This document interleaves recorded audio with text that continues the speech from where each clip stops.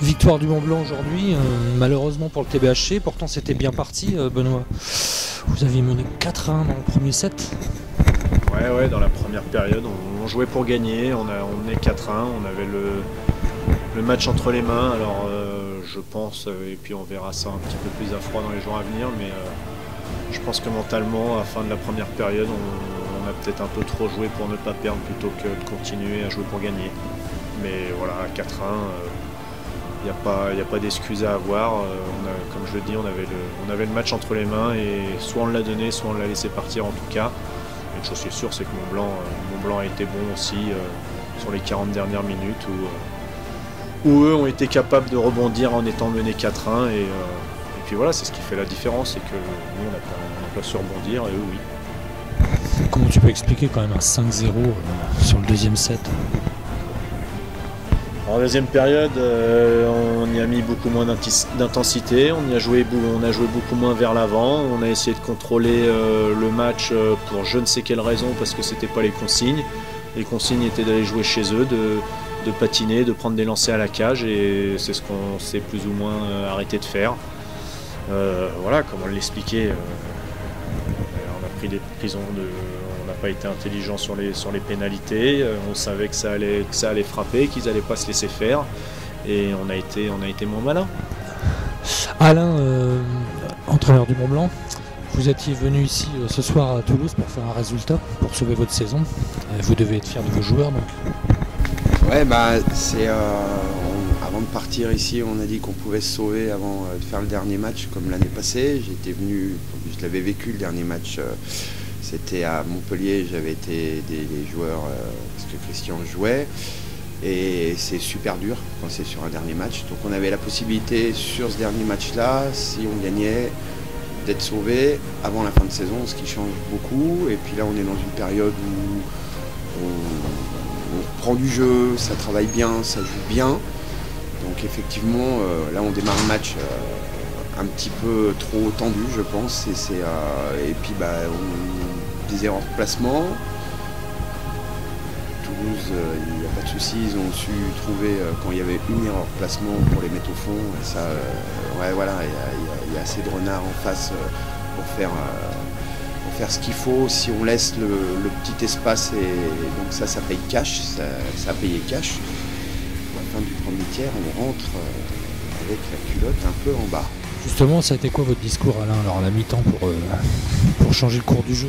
Pour motiver les troupes, en fait, vu qu'on n'a appliqué aucune consigne, je leur ai expliqué, et vu que moi je suis arrivé en décembre avec eux, on a travaillé dur, que j'ai pris beaucoup sur moi pour eux et qu'ils étaient arrivés à faire quelque chose, il était inadmissible qu'ils ne fassent pas ce que je leur demandais.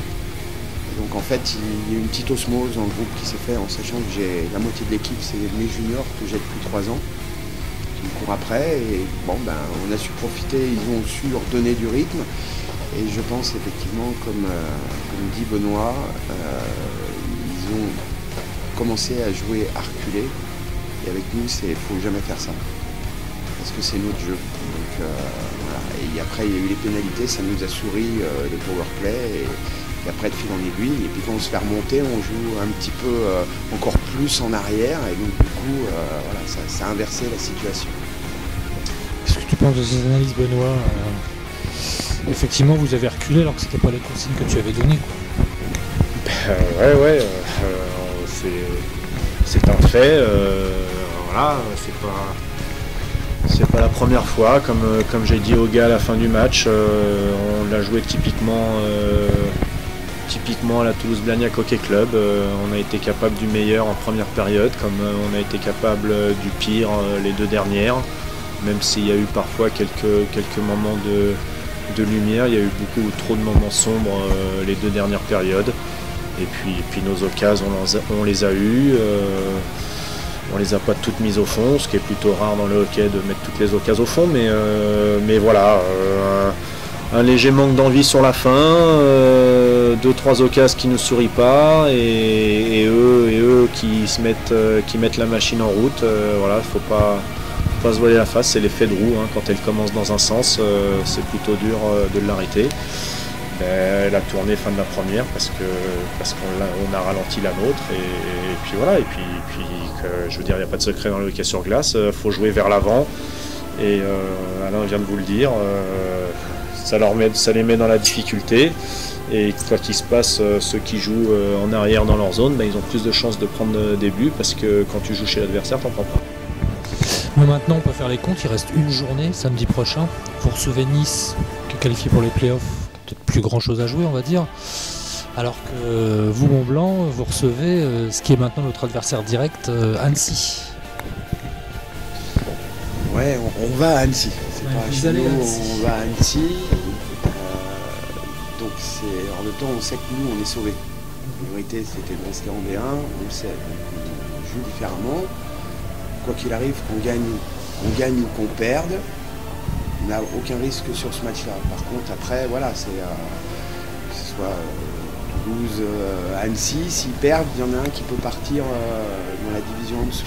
Après, c'est le sport. Et... De toute façon, vous allez jouer le match à fond pour la victoire.